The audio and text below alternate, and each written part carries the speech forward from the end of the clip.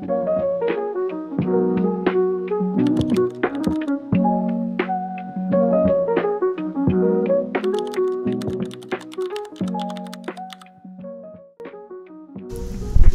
day everyone. Today we will tackle about cable tensile structures, specifically the tension fabric structures. Just like in our scale model, they are lightweight systems where the structure stability comes from tension, not heavy materials. So for the next page, what is cable tensile structure? Tension fabric structure is a structure where the exterior shell is a fabric material spread over a framework. The fabric is maintained in tension in all directions to provide this stability. So, parang hinihila siya to maintain its form. Pag sa tension siya, dun siya mas malakas. Just like in the picture here, which is the O2 or formerly known as the Millennium Dome by Richard Rogers. Next. Tensile structures are those in which every part of the structure is loaded only in tension, with no requirement to resist compression or bending forces. Tension membrane structures. Tensile membrane structure is most often used as roof, as they can economically and attractively span large areas. The main concept is that these structures use a lightweight fabric or membrane held in place by tension forces, rather than relying on heavy compression materials like traditional walls or beams. Key takeaways: they are most often used as roof or large canopies. They carry loads through tension, making them very light and efficient. Question: public structures cannot take heavy weather conditions? This statement is false. Why? Fabric is actually elastic and stretches, and while it does creep slightly but only a few percent over 20 years, it still has strong tensile strength that helps it withstand challenging conditions. Now, the advantage of fabric structures.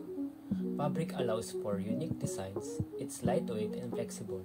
It's environmentally sensitive and has a high strength to weight ratio. For the disadvantage, fabric has no to little rigidity. Losing tension can be dangerous, especially in mobility. And finally, its thermal values limit its use.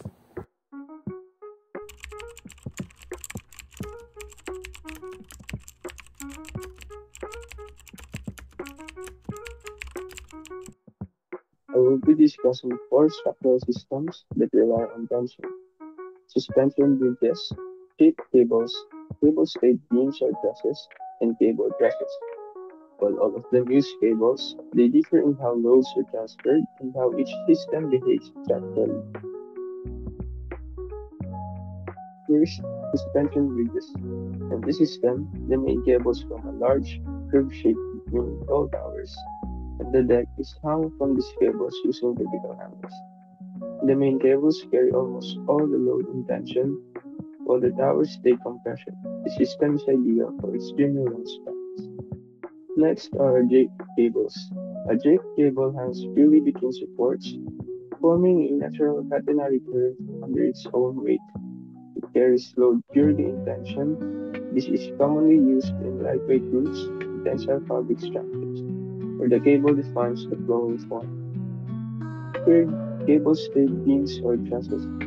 Here, the cables directly connect the beam or deck to a mast in straight diagonal lines. Unlike suspension system, the cables don't sag. They pull upward, staying the beam and reducing flaring.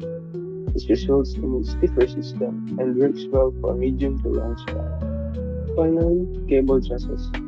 Cable truss combines tension cables and compression struts arranged in a triangulated pattern.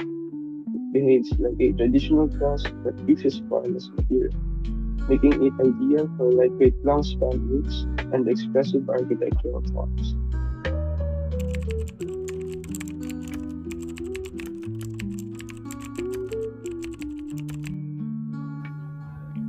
I'll be discussing the types of structures with significant tension members, focusing on three-dimensional structures. These structures use tension and compression together to create strength and stability while keeping the design lightweight. First, the bicycle wheel structure. It works like an actual bicycle wheel.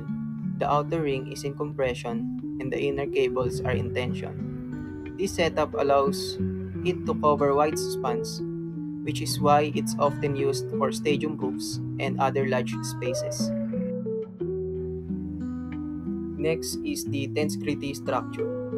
Tensegrity means tensional integrity. In this system, tension cables and compression rods are separated. The rods don't touch each other but are held in place by tension. This makes the structure look open and light while staying stable. Lastly, the tenserity structure. It combines air pressure, struts, and cables. The air keeps the structure in shape and helps support loads. It's commonly used for temporary bridges, roofs, and shelters because it's light and easy to assemble. These 3D structures show how tension members play a big role in creating efficient and innovative designs. They are strong, stable, and visually dynamic.